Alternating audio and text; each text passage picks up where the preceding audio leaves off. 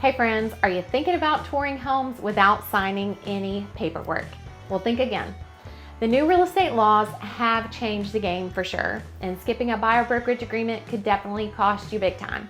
Stick around to find out why this simple step is now a must-do before you even set foot inside a potential new home. Hey friends, I'm Holly Smith with the Cherry Tree Realty team of Keller Williams Atlanta Partners, helping folks just like you make a smooth move to Georgia. All right, so here's the deal. There was a major lawsuit against the National Association of Realtors in 2024. You know the type. The kind that makes lawyers really excited and regular folks pretty confused. The National Association of Realtors got sued for the way commissions were being handled. So, as of August 17th, 2024, if you're having an agent show you properties and you're looking at homes on the MLS, you're required to sign now a buyer brokerage agreement prior to touring any properties. It's just basically a fancy way of saying y'all need to put it in writing that you're working together, like a Facebook official relationship, but with contracts. It says what services your agent's going to provide and exactly how they're going to be paid. Now, let's talk about all the reasons folks say they don't want a buyer's agent, because goodness knows I've heard it all. I can find homes myself online, maybe on Zillow. Well, so can everybody, right, these days? But that doesn't mean everybody can diagnose a gallbladder issue by looking it up on WebMD. You can find some crazy things out there, right? You still need a professional. Your cousin Tina might think she's a real estate expert, but honestly, unless she's done several closings, probably like 10, and can read a contract and explain it to you without crying, she might not be your gal. So no offense to your dear sweet family member, I get it. What about you're thinking, I don't want to pay a commission? Hey friend, did you know that most of the time the seller actually pays that fee? And even in the event you do wind up paying a little something, isn't it worth not buying a house with maybe a cracked septic tank or bats in the attic, right? And you might think, or you might say, well, I'm a really good negotiator. You know, maybe you are, you might really be, but y'all think about this. Most sellers are going to be represented by an agent, and you're going to be negotiating against them. So think about it this way.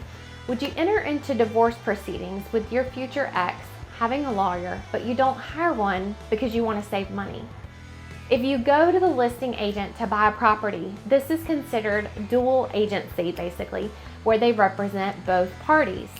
Would you and your future ex-spouse hire the same divorce attorney? No way, right? It makes sense when you think about it that way. So here's why hiring an agent is a blessing. Besides telling you when a house smells like mold and sadness, they can see it.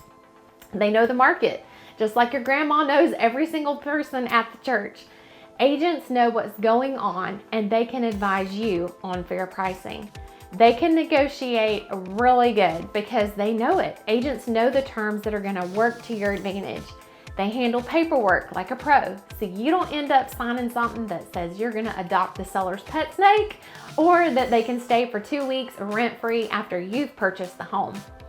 And they walk you through the process smoothly. The agent is going to help you manage the contract, the deadlines, and the disclosures. Because y'all, going solo and home buying can be risky. Let's talk about what could happen if you don't hire an agent. You could, let's say for instance, you could overpay for a house with avocado green carpet and structural issues. You might even pay more than you needed to, even when you thought you would be saving money by going solo. That's a stinky scenario, right? You might miss inspection deadlines or end up losing money when you could have saved it when you terminate on a contract. Or maybe not seeing problems that an experienced agent would catch, and you just kind of, it just passes right by you. You could also sign a contract that says the seller can take the kitchen sink, the washer, the dryer, and you have to deal with moving out their crusty old furniture that they leave behind just because you didn't understand what you were signing. It's like trying to, bake biscuits maybe without following a recipe. It might end up with something edible, but chances are you're gonna wonder why the biscuits didn't rise and they're as hard as a brick, because you didn't have a recipe. Let's walk through this real life scenario. I know this gal, let's call her April, because that's her real name. And bless it, she thought she didn't need a buyer's agent. She toured a property, made an offer on the spot, and was so proud of herself. Well, y'all, guess what? Turns out that property does not have a clear title. They own the tax lien, but they don't have the rights to sell the property because the title wasn't handled correctly. So friends, do yourself a favor. Before you tour that cute little house with a wraparound porch and the questionable smell, sign the buyer brokerage agreement. It doesn't cost a thing to be smart, and you deserve someone in your corner who's gonna fight for you. There's some pretty crazy stories out there, and don't let something like that happen to you. Give me a call when you're ready to go house hunting and have someone in your corner. So until next time, y'all take care. See ya.